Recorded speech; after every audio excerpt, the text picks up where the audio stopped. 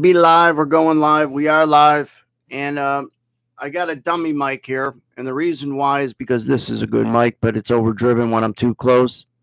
So I need some mic discipline. So when I bring this one in, it keeps me a little further back, sounds a little bit better, and we're off to the races. So the title of today's video is how to find a good group or trading community and kind of some differences between good ones and okay ones and bad ones. All right. We have to remember, you have to remember that just because you're in a group doesn't mean it's a good group. Just because you're in a neighborhood doesn't mean it's a good neighborhood. If you have to worry about someone robbing your house every time you leave, that's not a great neighborhood. Make sense? So don't just get caught up with all the social media platforms that every group is good or okay or better than nothing. Sometimes you're better off being alone and on an island than to be with a collection of poor groups or people within that group. And so, a couple things. First of all, the value of a group, especially in this industry, is vital because trading is a very lonely business, even if you're succeeding. All right. And you're sacrificing a lot of eyes and ears if it's the right eyes and ears on different tools, on different instances in the market, news that comes out. Why did this happen? Why did that happen? And if you're in a good group, you got more eyes and ears to tell you what's going on, to keep you reminded to a big event that's coming out.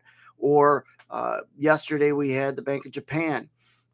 It hit the wires and it was really bearish. And if you're around guys who are on top of different news that's pertinent, that's the value of a good group. Now, the thing is with any group is who brought you there, who introduced you to the group. Okay. And by the way, the little statue of Babe Ruth, if you're wondering why does he have a statue of Babe Ruth, and I've said this before, it's because Babe Ruth shares a couple things in common. He used to love hot dogs and women. And those are two of my favorites. Not womanizing. Maybe I'm not necessarily a womanizer, but I love and I put women to a way up there. So I love women and I love hot dogs. Not necessarily in that order. Depends how hungry I am. Either way, that's where you see a statue of Babe Ruth. Plus, 100 years ago, this guy was an icon. And 100 years later, you could still ask a kid, who is this? And they kind of know, even though they might not have learned about him. So that's how special of a historical figure he was. All right. That aside, back to a community. If you think about who introduced you to a community, if that particular person is likable, if that particular person is someone that you think knows what he's talking about, generally the people that are already in the group are going to share those traits. And that's what's important. Now, if you have a guy that has all these marketing bells and whistles about selling you the dream and how much money you're going to make in trading and a secret strategy he's going to sell you, well, that's the group that you're going to probably find if you get into that group. And so you got to consider that and just use some of your rational common sense. What I could tell you about the group that we put together, and it's over several years, over a decade, it's a group of like-minded, successful guys before they got into trading.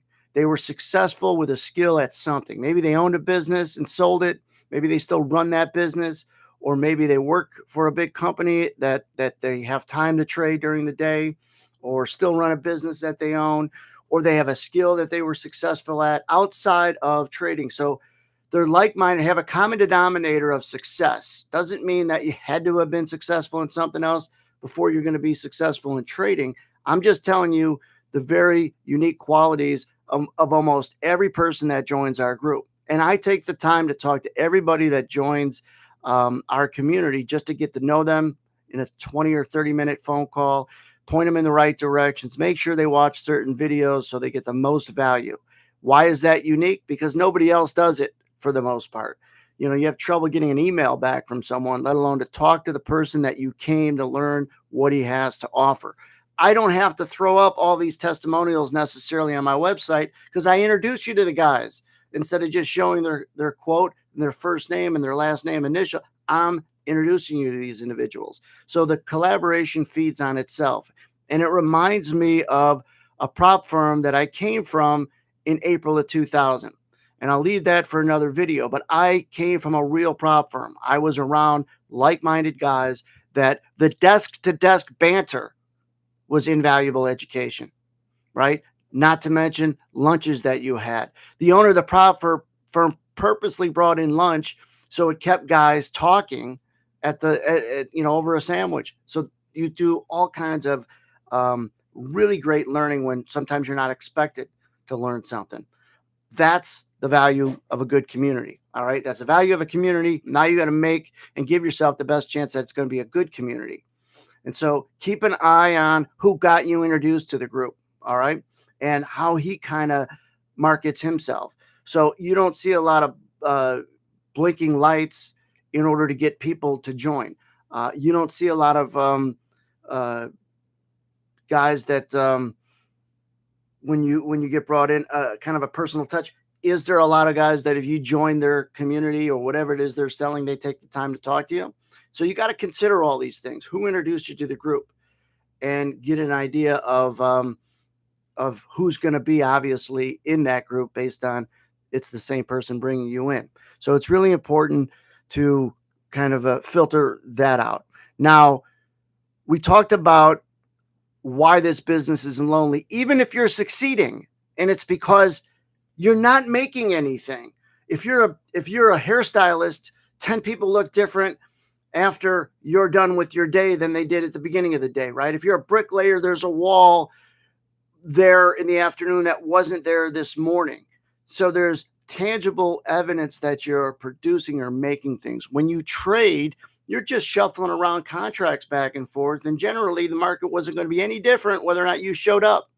You can't say that for bricklayers or CPAs or doctors or many other professions. So you run into like, what am I actually achieving? So you need that human connection outside of just Twitter and text and emails. You need a little, be able to talk and listen to people as if you're in an office. I come from that environment, and I don't think you should need to be sold on that premise. Human connection is still important, especially when you're on this journey of either trying to get successful or stay successful. So that's why it becomes lonely even if you're making money. Now, when I talk about a virtual office, that's what we've replicated. We don't just have a Discord channel where people could post and only communicate through that. We also have what's called a team room, whereas if you're in an office, you jump in, you see the people's names in there, you get to know a little bit about them and their personalities, and it's now like you're sitting next to them. Now you start to work on the collaboration, what you're going to get out of this interaction. And then there's obviously posts of charts and ideas and things like that. But what we don't want are the individuals that take victory laps when they have a good idea, and then they're quiet when they're wrong about a trade or an idea. I want the opposite.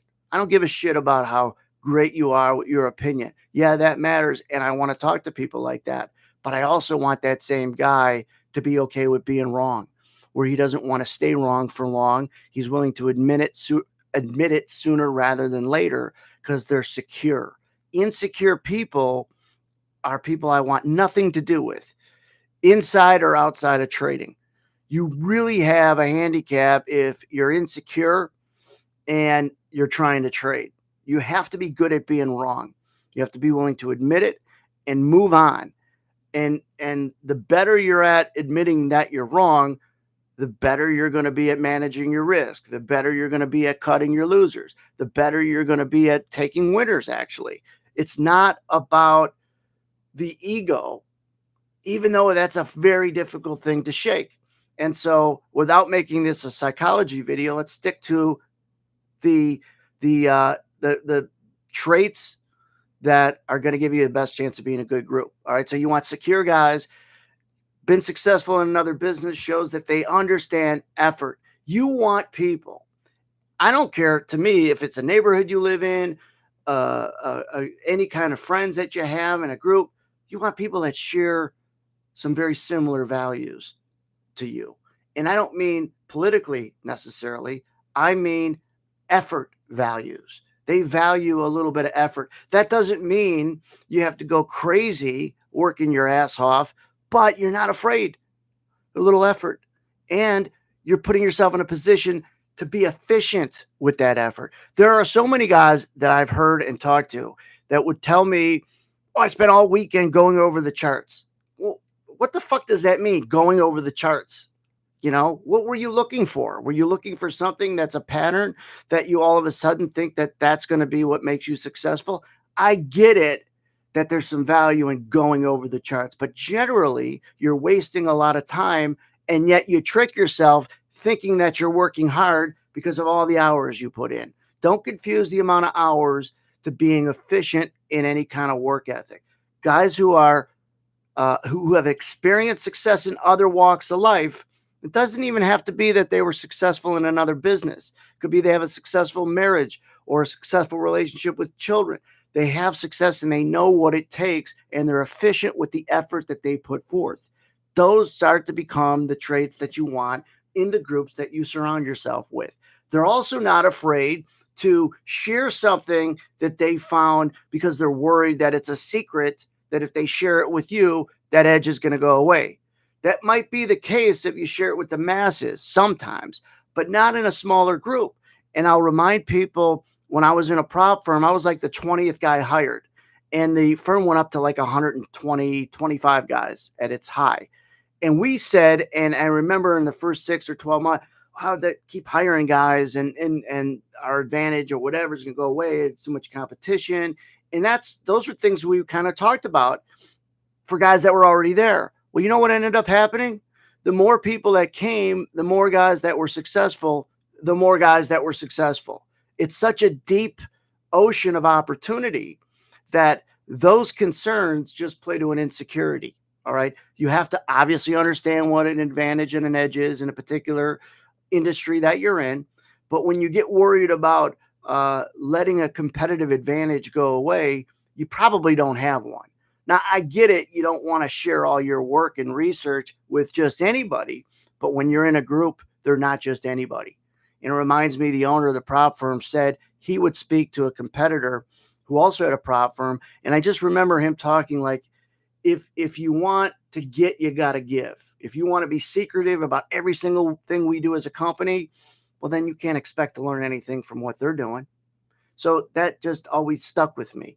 And you could apply that to a lot of facets in life, let alone trading. So there are so many things. And this is another reason why community and good groups are so important in trading. The markets change day to day, month to month, week to week. There's also advantages that might change. So you want to be on top of it and have guys that are working on stuff that maybe they haven't started using yet, but there's a constant effort in never, ever trying to be okay with how you're doing right now. You're always thinking about how to improve an edge you have, how to create an edge you have, how to create and use a tool objectively for the edge that you have. And so that's really important to just make sure you're focused on not being insecure about what you share, but you never stop working on a couple things in trading, no matter what kind of success you're having, including one of the things that stands out to me is location. You should never, ever stop working on how to always look and find better locations. All right. And we break down trading into ready, aim, fire. And fire is when you click the mouse, when you pull the trigger to actually get long, get short, get out. That's something that you could always get better at. And that's, again, are the principles and the effort and the research that's going on in the group that you're in working on things like that. And that's what's important. Now, there's always going to be guys that contribute a little bit more than others. There's going to be guys in a group that talk more than others. That's just people being people. All right. What another criterion trait of a good group is, we don't take any bullshit. Very few times I could count on one hand, probably 2, maybe 3 instances over the course of 7 years. I've been educating for over 10 years, but for about 7 years, we created this team room. Maybe 3 times I had to have a conversation or email, or the group did, with someone that was just, got to go. We're not dealing with your bullshit. You want everybody else to run around and answer your questions. And like, who are you? You maybe just came here. So there's a good kind of a self-regulated, no assholes allowed type of sign that we put on the door without having to put the sign on the door, because when you have good people, and that's part of the trait of having been successful at other things, down to earth, really good people. If someone comes in and has a problem, generally it's that person. Generally, all right. So it's a important trait that you don't deal with a lot of BS and guys that just come in and want to talk about and go back and forth about nonsense, and guys that would rather somebody else do the work than them, and takers, right? Just we're all takers, but you could be a good taker, and to get, you got to give too a little bit. Now there's going to be a net, some guys take more than others. That doesn't make them a bad person at all. But in order to get, you got to give, and you have to also put yourself in a vulnerable position that you might have given a little bit more of help than you get. Well, I mean, at that point, you're keeping score. You know what I mean? So I get it where people don't want to be the one doing all the research, but there's a balance that we also have, and so you got to start with good people. I'm not looking. I'm not in the business to try to turn people around from being a piece of shit person into a quality person. That's not this business, right? I want guys that might not be successful at trading yet and just give them their very best chance at being successful and being profitable. But they already start off as a decent person.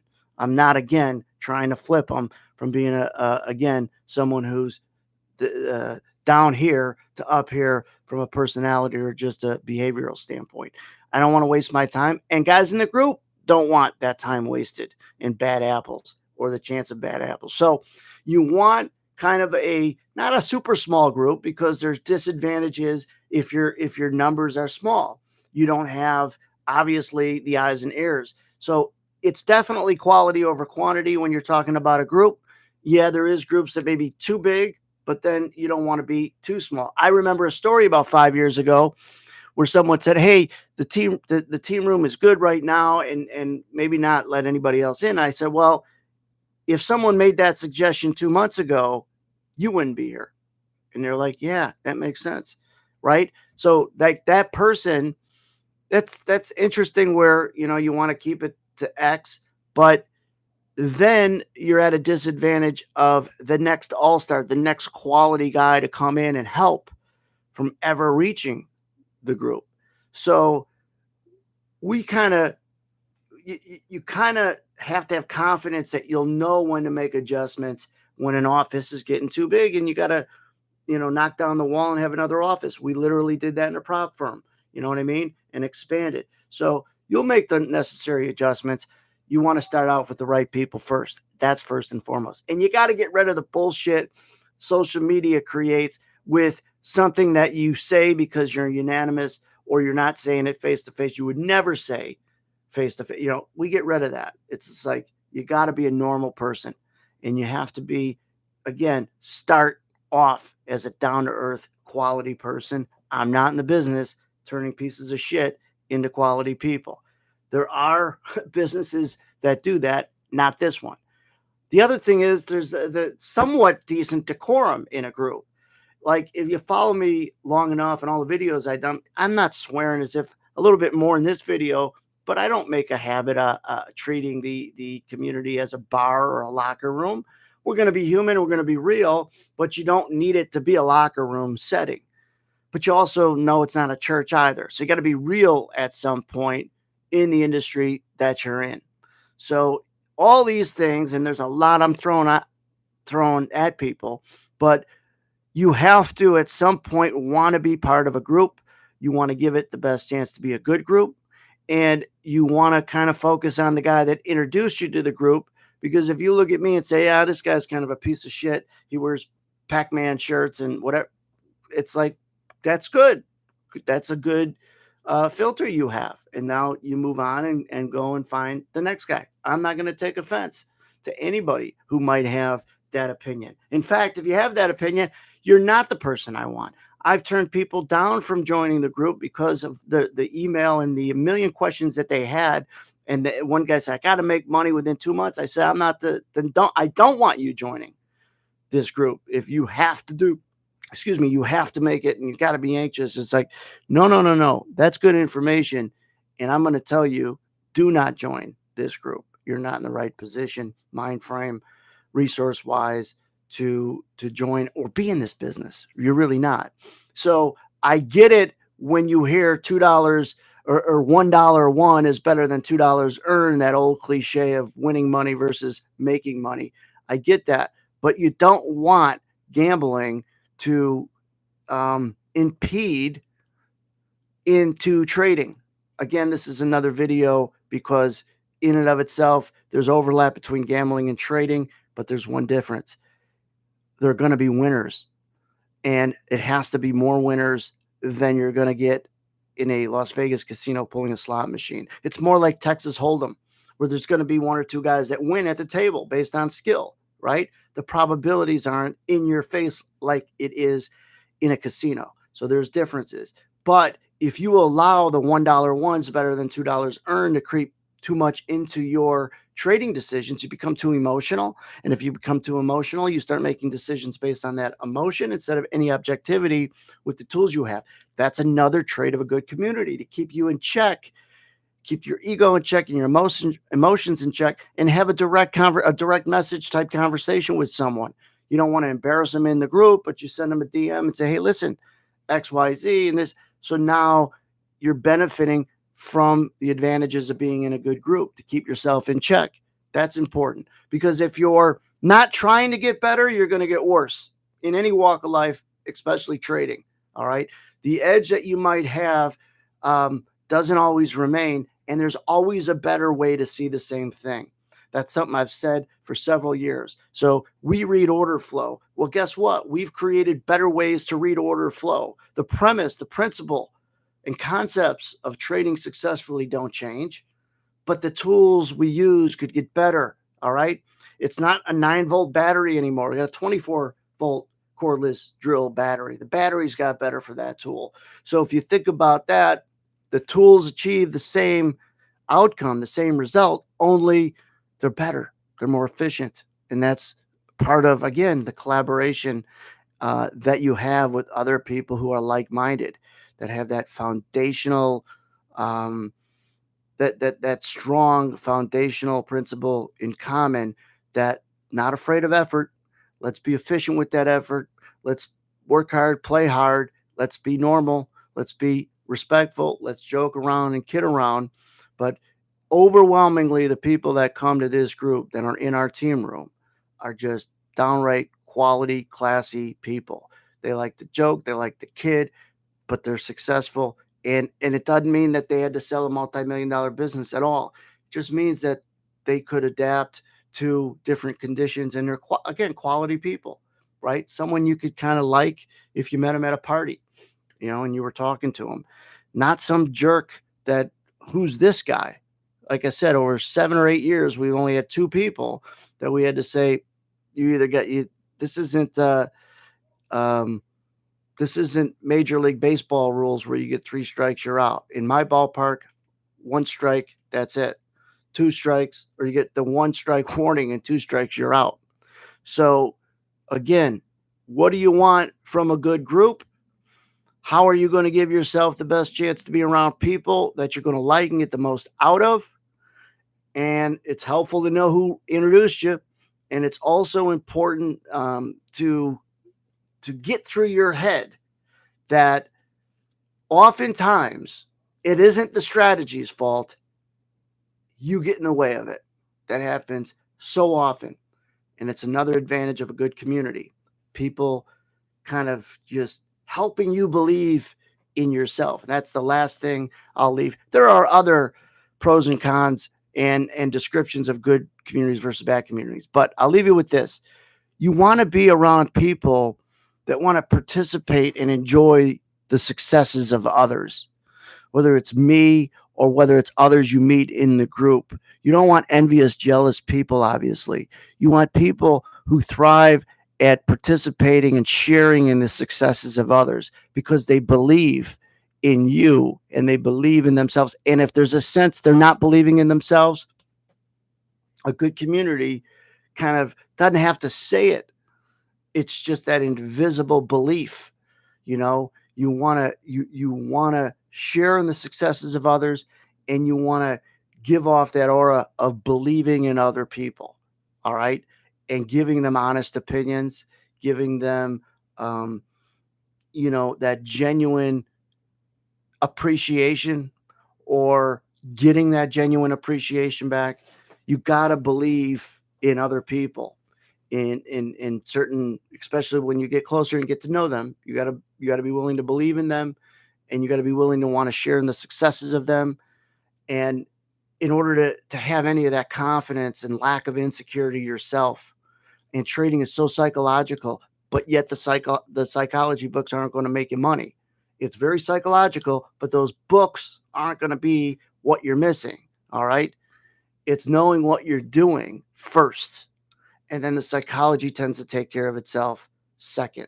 If you'd never learned the right way to trade, you could read all the psychology books in the world. It's not going to give you any advantage or help you, and that's what people think they're missing.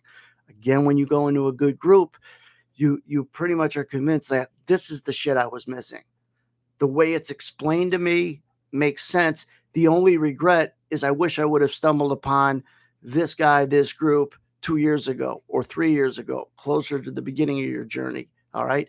Why did you not find me real easy? Because I'm not a master marketer. All right. When you combine great content with great marketing, that's off to the races, right? When you have a shitty product, you have to market it really well in order to have any success with it, right? But you can get by with no marketing or very little marketing, and if your content and your product is great.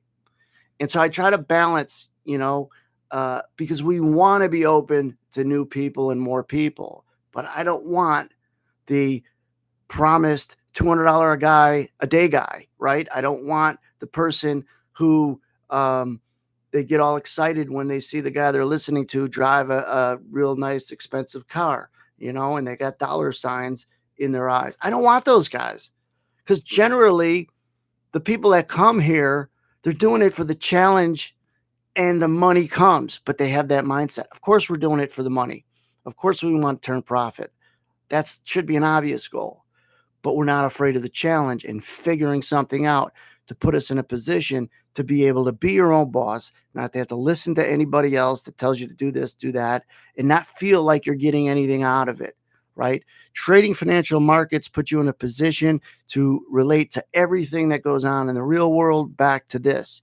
But you have to also know that there's some negatives with respect that you're really not producing something tangible like a bricklayer or an attorney or a doctor, because you're just moving contracts back and forth. So you need a good group, a good community, and then human connection. Maybe in 200 or 300 years, when we're so trained at social media and robots and everything else, human connection won't matter. But in our generation, for everybody here now, human connection is still vital to the success that we're going to have in ourselves, for the belief systems that we're going to need in ourselves, but most importantly, in putting yourself in a position to enjoy and participating in the successes of others. That's got to get you driven a little bit. There's got to be a little pride that you take in that. So again, good communities have a lot to do with the person that introduced those individuals. I'm not the greatest guy in the world, but I'm smart enough to know that if, likeness attracts likeness. And so when you start seeing a reoccurring theme, and I start really liking the people that are with us genuinely, it's like, hey, let's get this maybe just a little bit bigger to really take it to a whole nother level and really be prideful in the successes of those that have turned the corner in a business that's not easy. But once you start turning the corner, it becomes easier. And then you trip on a couple advantages or edges that the fruit even becomes lower on the tree. So thanks for watching. We'll see you at the next video.